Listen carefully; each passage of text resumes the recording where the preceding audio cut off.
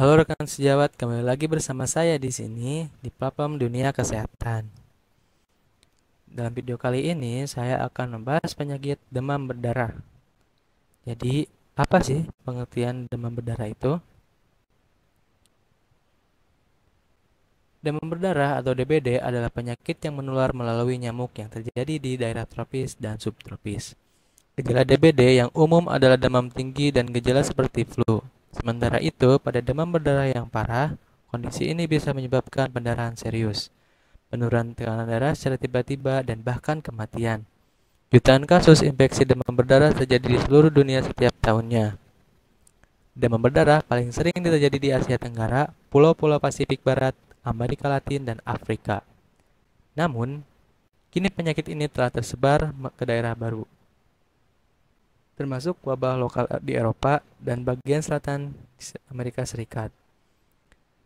Cara terbaik untuk mencegah infeksi adalah dengan menghindari gigitan nyamuk dan mengambil langkah-langkah untuk mengurangi populasi nyamuk. Selanjutnya, penyebab demam berdarah. Demam berdarah atau DBD disebabkan oleh virus dengue. Seorang bisa terjangkit demam berdarah jika digigit oleh nyamuk Aedes aegypti atau Aedes albopictus yang telah terinfeksi virus dengue terlebih dahulu. Nyamuk penyebab demam berdarah biasanya aktif dan menggigit pada pagi dan sore hari.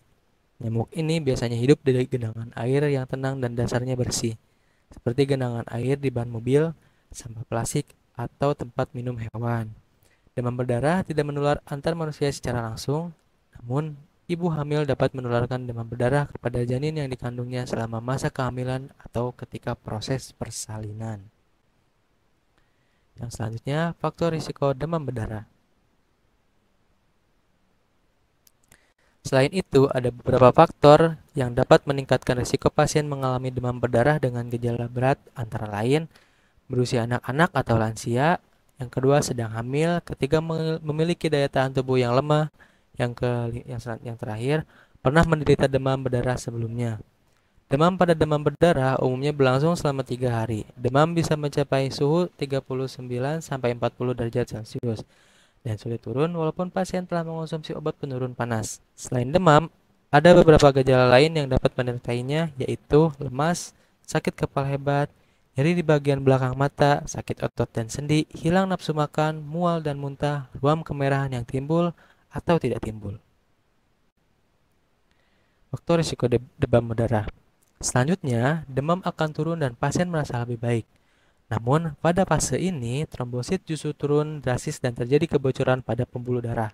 Akibatnya, pasien berisiko mengalami pendarahan dan shock karena pembuluh darah kehilangan banyak cairan. Fase setelah demam turun merupakan fase kritis sehingga pasien harus diawasi secara ketat. Tanda bahaya yang perlu diawasi pada fase ini antara lain nyeri perut yang berat, muntah-muntah tidak kunjung berhenti, lemas setelah sudah merasa membaik, gelisah, gusi berdarah atau mimisan, muntah berdarah, buang air besar berdarah, jantung berdebar, napas cepat, kulit dingin, pucat, dan basah. Pengobatan demam berdarah. Sejauh ini tidak ada pengobatan demam berdarah yang khusus ditunjukkan untuk melawan virus dengue. Untuk meredakan gejala, meningkatkan kekuatan sistem imun, dan mencegah terjadinya komplikasi bila ringan, bisa ditangani di rumah. Bila semakin buruk, harap dibawa ke rumah sakit terdekat. Pengobatan demam berdarah di rumah. Yang pertama, cukup cairan tubuh untuk menghindari dehidrasi. Yang kedua, utamakan minum yang berprotein seperti jus, sari buah, cairan isotonik, oralid, atau beras. Air beras maksudnya ya. Yang ketiga, penuhi asupan gizi seimbang untuk mendukung proses penyembuhan. Yang selanjutnya, pastikan istirahat yang cukup. Selanjutnya, hindari gigitan nyamuk untuk risiko penularan lebih lanjut. Yang terakhir, gunakan obat nyamuk lotion di kamar. Yang kedua, pengobatan di rumah sakit. Apabila demam dengue berkembang menjadi demam berdarah, pasien perlu dirujuk ke rumah sakit. Untuk mendapatkan perawatan intensif, dokter dapat melakukan beberapa pengobatan di bawah ini. Yang pertama, pemberian infus, pemantauan ketat mulai dari pemantauan denyut nadi, tekanan darah, hingga jumlah urin yang dikeluarkan oleh pasien. Yang selanjutnya pemantauan trombosit dan hematokrit untuk menghindari pendarahan berat dan shock.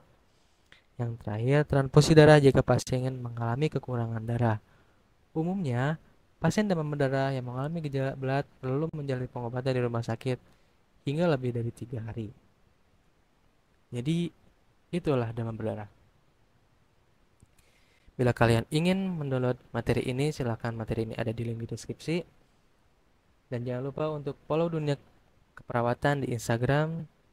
Dan jangan lupa tetap belajar dan membaca. See you in the next video. See you guys.